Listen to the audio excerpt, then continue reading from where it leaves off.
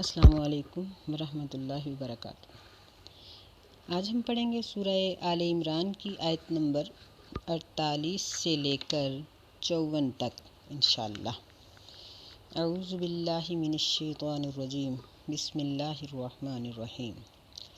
وَيُعَلِّمُهُ الْكِتَابَ وَالْحِکْمَةَ، اور سکھائے گا اس کو کتاب اور حکمت، وَالتَّوْرَاةَ وَالْإِنجِیلَ، اور تورات اور انجیل۔ یہ سیدنا عیسیٰ علیہ السلام کے خصائص بیان ہو رہے ہیں۔ پچھلے سبق میں ہم نے یہ پڑھا تھا کہ اللہ تعالیٰ نے ان کو بہت سی خاصیتیں عطا کیں، جیسے وہ اللہ کا حکم تھے، کلمہ من، اللہ کا کلمہ، اور وجیہاً فی الدنیا، دنیا میں عزت دیے گئے اور آخرت میں بھی، ومن المقربین، ان کو اللہ تعالیٰ کا قرب حاصل تھا، وَيُكَلِّمُ النَّاسَ، وہ لوگوں سے کلام کرتے تھے بچپن میں اور بڑھاپے میں بھی، اور چھٹی ان کی فضیلت یہ بیان کی گئی تھی کہ وہ صالحین میں سے تھے۔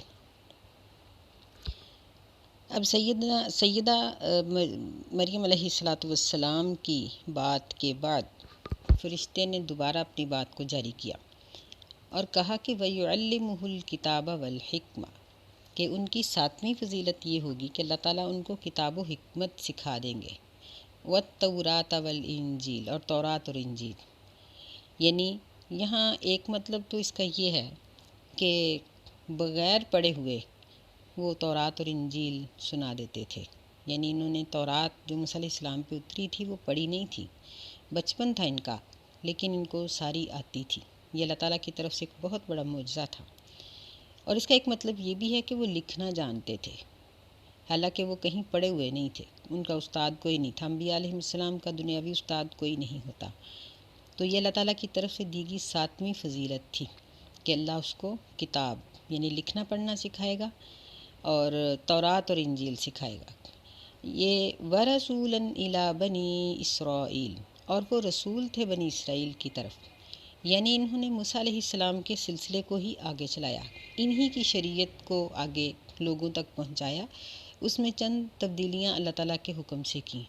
مثلاً جو ان کے اوپر سختیاں تھیں وہ نرم کر دی گئیں، جو چیزیں ان کے اوپر سزا کے طور پر حرام کی گئی تھیں وہ حلال کر دی گئیں، اور اس کے علاوہ یہ تورات ہی کی تعلیم دیتے تھے، مزید اس کی وضاحت کے لیے انجیل پڑھتے تھے۔ اب دیکھیں کہ اس میں بنی اسرائیل کے لیے اعتراض کی تو گنجائش ہی نہیں رہتی، جب انہی کی کتاب کو وہ پڑھتے ہیں اور انہی کی کتاب کی تصدیق کرتے ہیں تو پھر مخالفت کی کیا ضرورت ہوئی۔ دراصل انبیاء علیہ السلام سے اور علماء اکرام سے، ائمہ اکرام سے، اولیاء اکرام سے جو مخالفت کی جاتی ہے نا، وہ دین کی بنیاد پہ نہیں ہوتی کہ دین غلط ہے، صحیح نہیں ہے یا کسی کو سمجھ نہیں آ رہا، بلکہ اس کی وجہ یہ ہوتی ہے کہ لوگ اپنی من مانیوں کو، اپنی عیاشیوں کو اور اپنی حکمرانی اور سرداری کو چھوڑنا گوارا نہیں کرتے، وہ نہیں چاہتے کہ معاشرے میں امن ہو۔ اب دیکھیں کہ اب ایک چور یہ کب چاہے گا کہ اسلامی حکومت آئے اور چوروں کے ہاتھ کٹیں؟ ایک شخص جو قاتل ہے وہ یہ نہیں چاہے گا کہ اسلامی حکومت آئے اور اس کو سزا ملے۔ اسی طرح زانی، شرابی، جتنے بھی گناہ گار ہیں یہ لوگ نہیں چاہتے۔ ایسے ہی بنی اسرائیل کے لوگوں کے اندر بھی گناہوں کی کثرت ہو گئی تھی، اور وہ یہ نہیں چاہتے تھے کہ ایک ایسا باقاعدہ رسول آئے جو ہماری کتاب کو پھر سے زندہ کرے اور اس کے احکامات کو نافذ کرے، اس لیے انہوں نے عیسیٰ علیہ السلام کی مخالفت کی۔ تو یہ عیسیٰ علیہ السلام کی 8ویں فضیلت ہے، وَرَسُولًا إِلَىٰ بَنِي إِسْرَائِیل، کہ وہ بنی اسرائیل کی ہی طرف ایک رسول بنا کر بھیجے گئے۔ انہوں نے کیا کہا؟ فرمایا انی قد جئتکم بآیۃ من ربکم، بے شک تحقیق یعنی بغیر کسی شک کے تحقیقی بات ہے، جئتکم، میں تمہارے پاس لایا ہوں ایک نشانی تمہارے رب کی طرف سے، انی اخلق لکم من الطین کہیئۃ الطیر، بے شک میں اخلق بناتا ہوں تمہارے لیے من الطین مٹی سے، کہیئۃ الطیر پرندے کی طرح کی چیز، یعنی پرندہ نہیں مکمل نہیں بناتے تھے، اس طرح کی کوئی چیز بنا دیتے تھے جس طرح ہم لوگ آج کل بچوں کو خوش کرنے کے لیے وہ کلے ہوتی ہے تو اس کے ساتھ کوئی نہ کوئی چیز بنا دیتے ہیں۔ اب وہ منوان ایک پرندے کی یا کسی جانور کی شکل نہیں ہوتی، صرف اس کی مشابت ہوتی ہے۔ اس طرح عیسیٰ علیہ السلام بناتے تھے۔ فَأَنفُخُ فِيهِ، پس میں پھونک مارتا ہوں اس میں، فَيَكُونُ طَيْرًا بِإِذْنِ اللَّهِ، پس وہ ہو جاتا ہے پرندہ اللہ کے حکم سے۔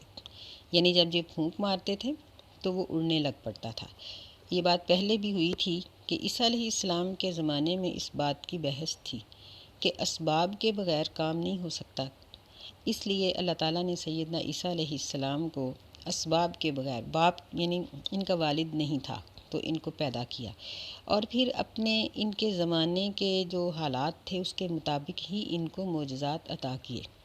سیدنا موسیٰ علیہ السلام کے زمانے میں جادو کا زور تھا، ایسے ہی سلیمان علیہ السلام کے زمانے میں جادو کا زور تھا، تو اللہ تعالیٰ نے ان کو ایسے معجزات دیے کہ خود جادوگر حیران ہو گئے، اور وہ موسیٰ علیہ السلام پر ایمان لانے پر تیار ہو گئے، ایمان لے آئے، بلکہ پھانسی چڑھنے تک تیار ہو گئے۔ اس طرح سے ان کو یقین ہو گیا کہ جادو اور چیز ہے اور موسیٰ علیہ السلام کا معجزہ اور ہے۔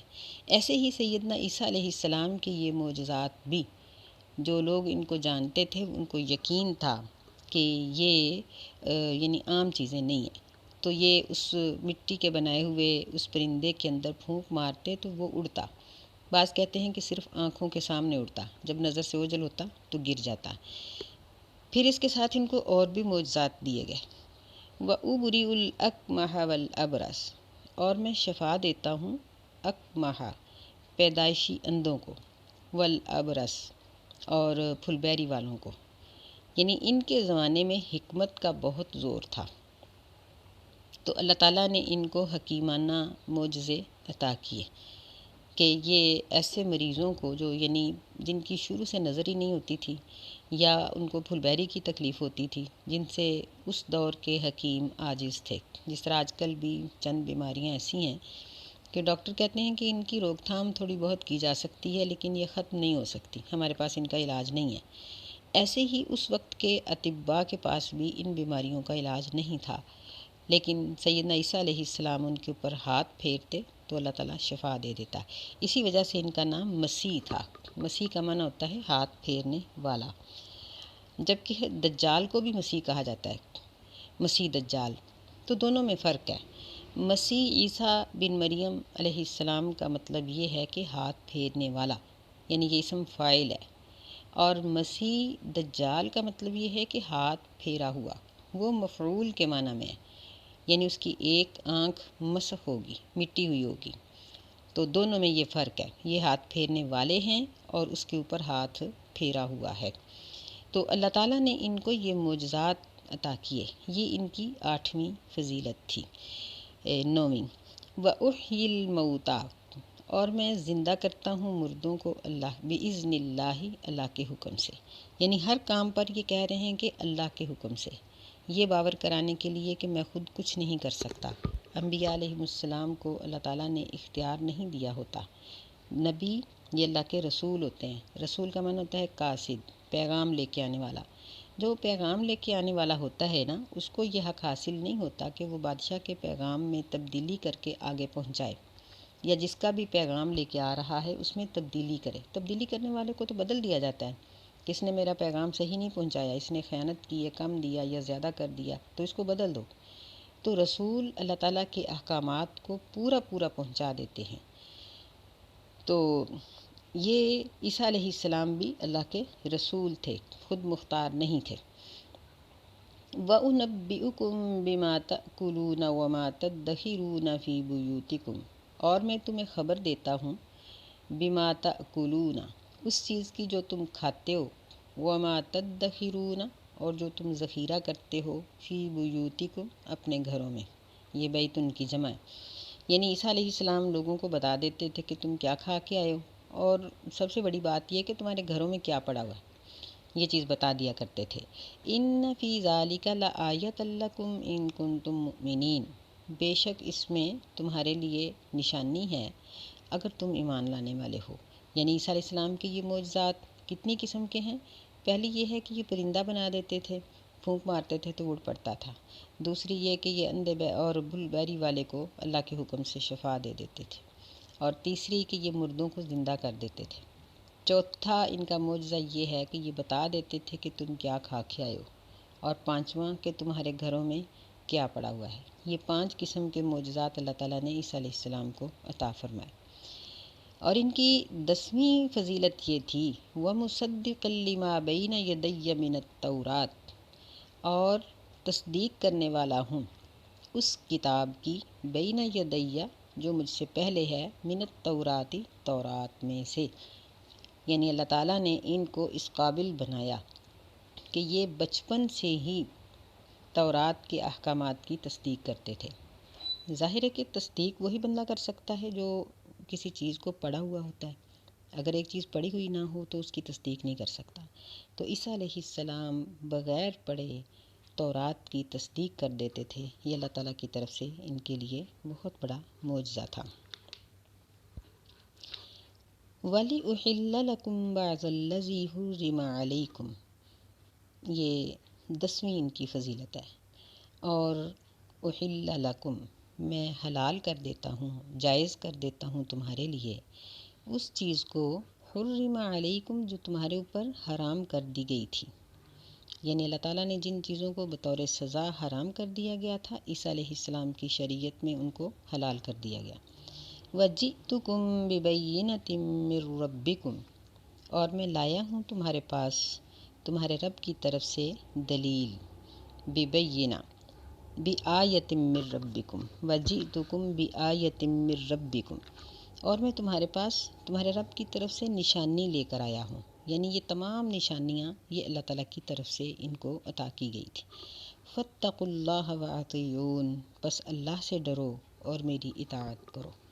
یعنی یہ تقریباً مختصراً 10 فضیلتیں ہیں جو عیسیٰ علیہ السلام کی یہاں ذکر کی گئیں، اور وہ خود ان کو ذکر کرنے کے بعد لوگوں کو اس بات کی دعوت دیتے ہیں کہ فَاتَّقُوا اللَّهَ، اللہ سے ڈرو، وَأَطِیعُونِ، اور میری اطاعت کرو۔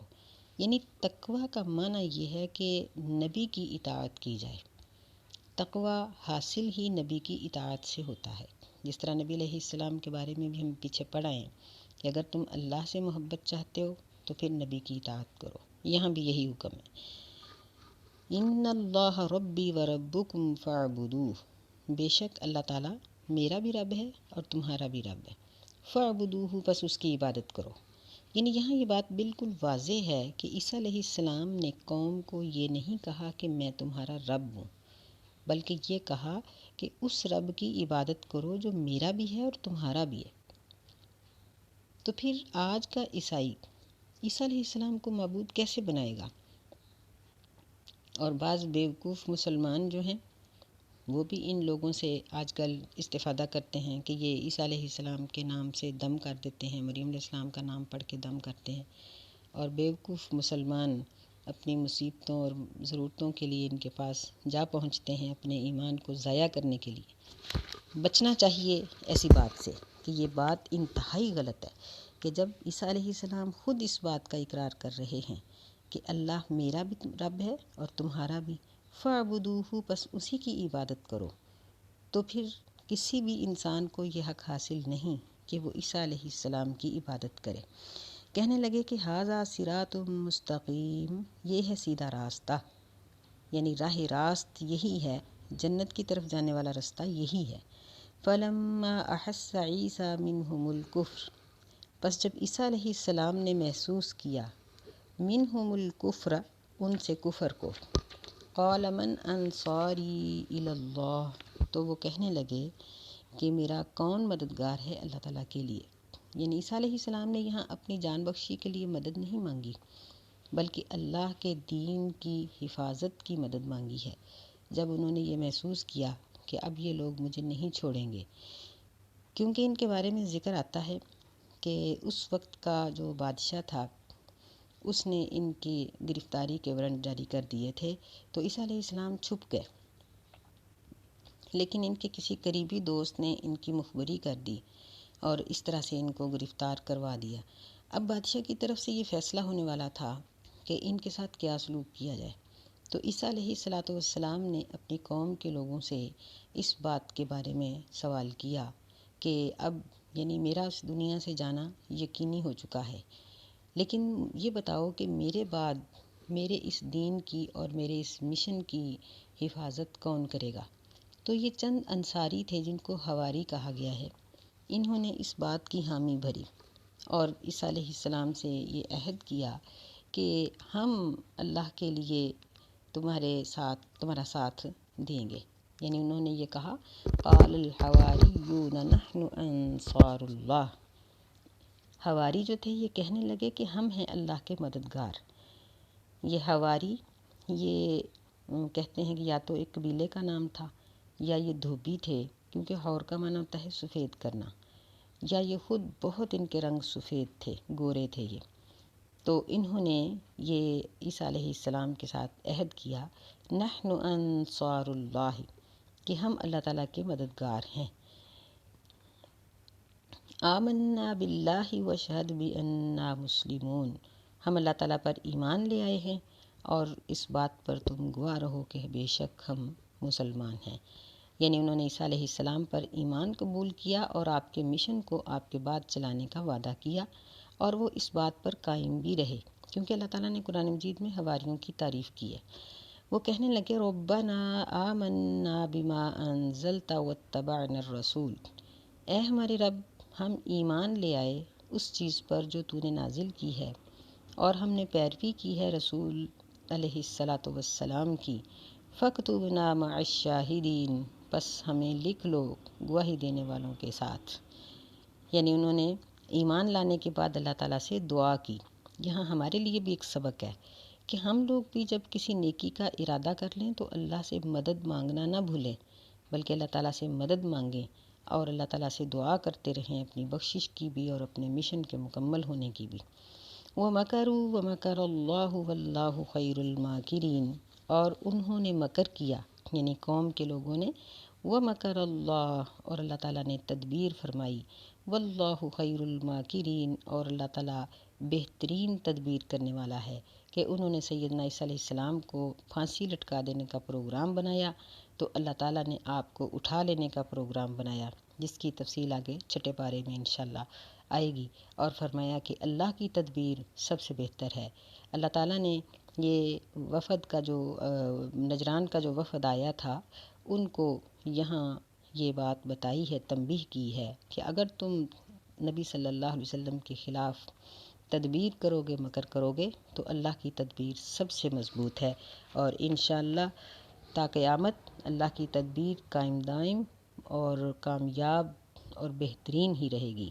اللہ ہمیں اپنے دین کے مددگاروں میں شامل ہونے کی توفیق عطا فرمائے، آمین۔ السلام علیکم ورحمۃ اللہ وبرکاتہ۔